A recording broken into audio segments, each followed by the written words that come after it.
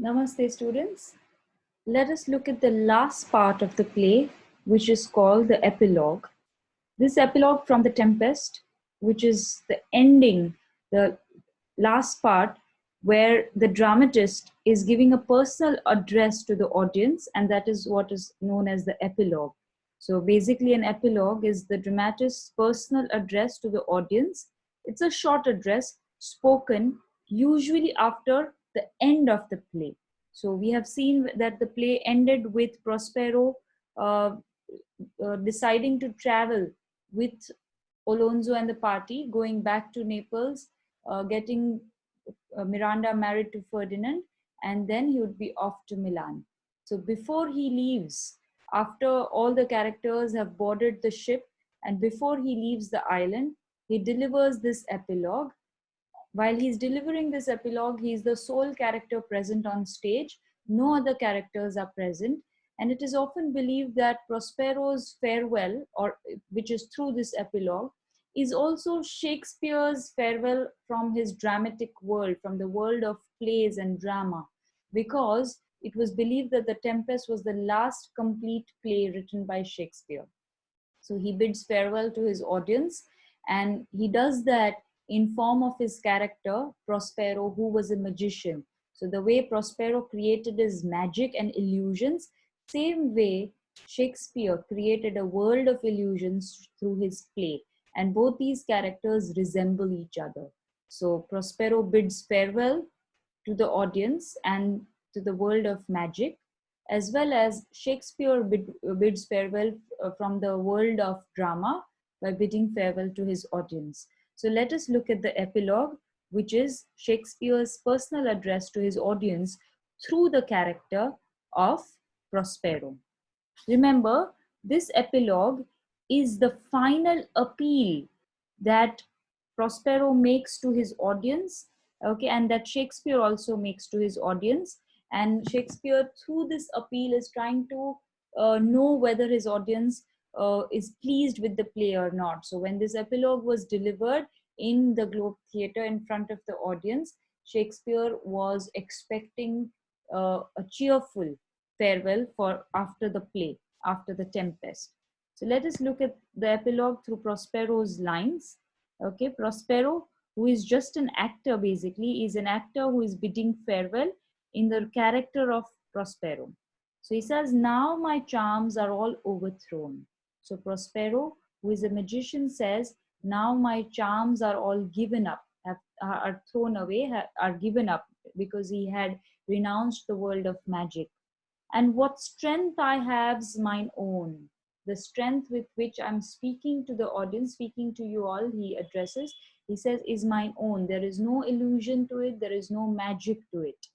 Which is most faint, and my strength now is faint, is weak, because remember, he's an old character who has suffered in life. He's haggard, he's tired, and he's retiring from this world. So he's from this world of magic. So his strength right now, he's speaking as an old man rather than a powerful magician. So we see this contrast from the earlier monologue that Prospero delivered when he's addressing all his elves and spirits, where he's seen as a powerful magician, talking about his magic, also making the audience aware of his magic. But here in this epilogue, final appeal, he seems like a retired, old, and weak man. Okay, so he says, my strength is most weak. Now it is true, I must be here confined by you or sent to Naples. So whether I will be confined on this island or I can happily leave for Naples depends on this audience, he says. It all depends on you. Let's see how.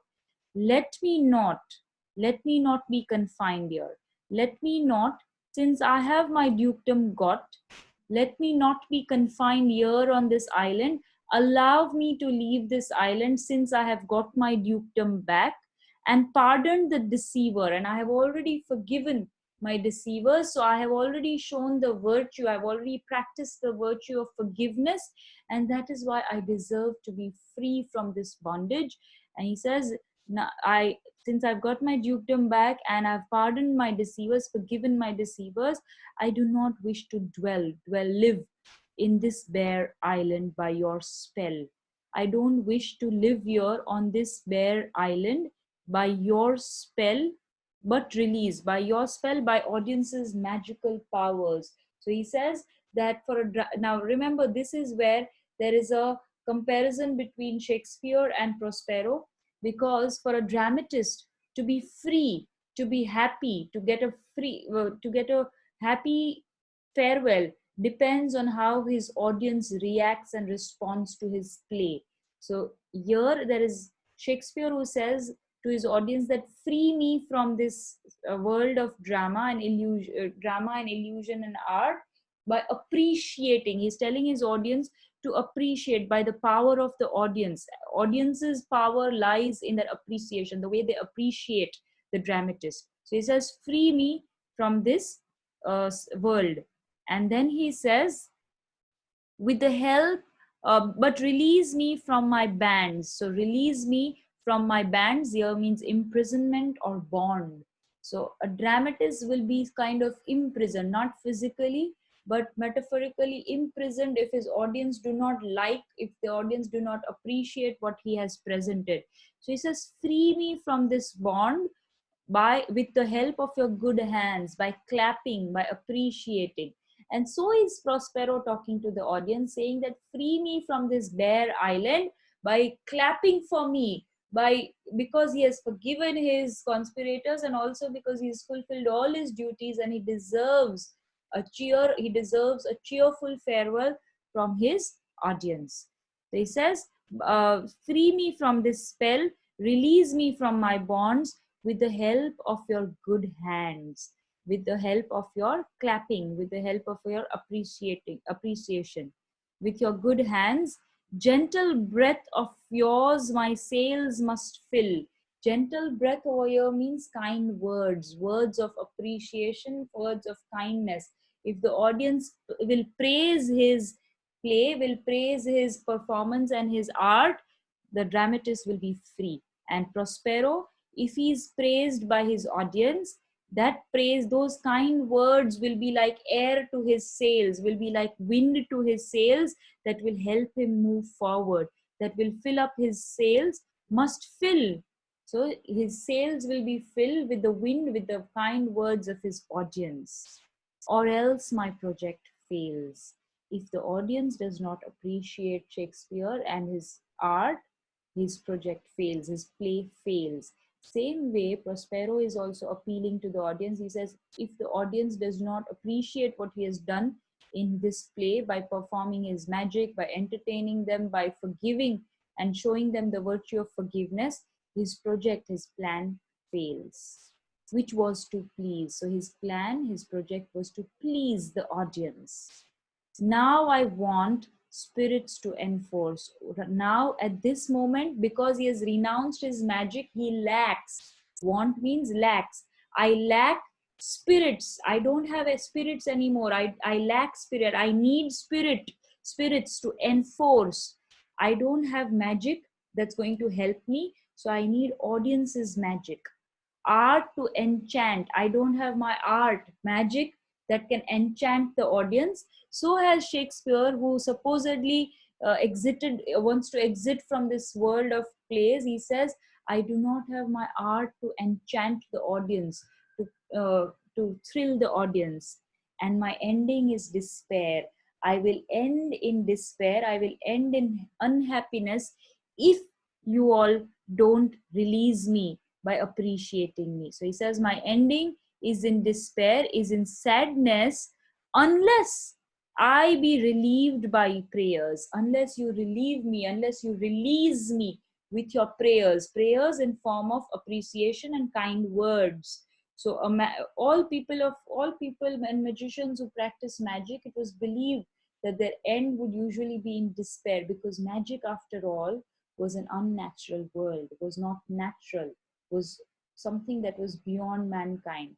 So in order to relieve him from this sin of magic, Prospero and Shakespeare plead to his audience, saying that, free me with your kind words and appreciation, unless I be relieved by your prayers, which pierces so that it assaults. Your prayers that are supposed to be so sharp, that your prayers that are supposed to be so effective, that it will pierce, that it will go straight into the heart of the gods. Assaults here means compels, forces.